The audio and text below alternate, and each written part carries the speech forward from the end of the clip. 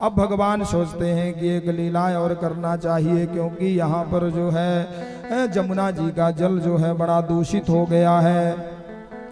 जो भी गौ बछड़े यहाँ पर जलपान करने के लिए जाती हैं, जमुना जी का जल इतना विषाक्त हो गया है कि ऊपर से निकलने वाले जीव पक्षी भी जो है मृत्यु को प्राप्त हो जाते हैं। भगवान ने एक लीला रची, खेलने की लीला, कंद्रू लीला, गेंद खेलने की एक लीला को भगवान ने कहा कि चलते हैं खेलते हैं। और कहते हैं कि वहां चलते हैं जहां पर जमुना जी के हृदय में कालिया रहता है, वहीं पास में खेलेंगे। सखाओं ने बहुत मना किया कि लाला वहां पर तो बड़ा भारी विषाक्त जल है, आसपास के रहने वाले वृक्ष भी सूख जाते हैं, ऊपर से चलने वाले पक्षी भी जो है गिर जाते हैं, इतना विषाक्त जल है। भगवान ने कहा नहीं, खेल होगा तो वही होगा, नहीं होगा ही नहीं। आज सब वहां पर पहुंचते हैं और सब ने वहां पर जो है भगवान खेलने की लीला करते हैं। और खेल ही खेल में भगवान ने ऐसी उछाल मारी है कि वो गेंद जाकर के जो है उसी हृदय में जाकर के गिर गई।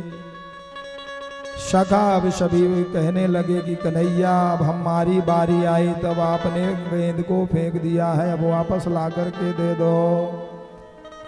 कन्हैया ने कहा कि जरूर लाएंगे, चिंता मत करो, हम अभी जाते हैं और अभी आते हैं। सखाओं ने कहा कि मत जाओ, वहां पर बहुत विषाक्त जल है, जो भी गया है वापस नहीं आया है। कन्हैया ने कहा कि चिंता मत करो, हम यूं गए और यूं आ गए।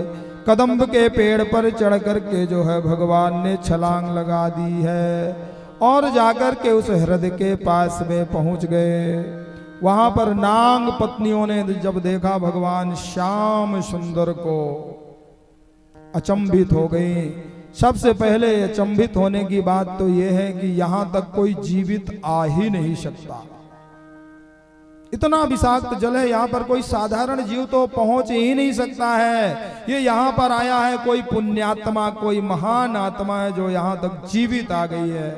हाथ जोड़ करके खड़ी हो गई कि हे शिव कुमार, हे आप तुम कौन हो, यहाँ क्यों आए हो?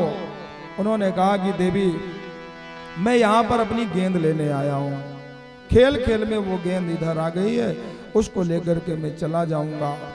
उन देवियों ने कहा कि महाराज ये हमारे पति के पास में जाकर के गिरी हुई है और हमारा पति इतना क्रोधी और जिद्दी है ना, अगर ये जाग गया तो आपके प्राणों का हरण कर लेगा।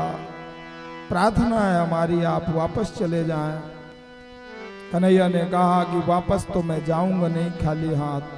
उसी समय पर आवाज सुनकर के वो 101 फन का कालिया नाग जो है वो अपनी निद्रा से जाग गया और अपने फन को फुफकार मारते हुए आगे बढ़ा और भगवान को जकड़ने का प्रयास करने लगा। और भगवान को जैसे ही जकड़ा, भगवान उसके जकड़ से, बंधन से निकल करके उसके सिर में आ गए और ताता थैया करते हुए भगवान उसके ऊपर नृत्य करने लगे।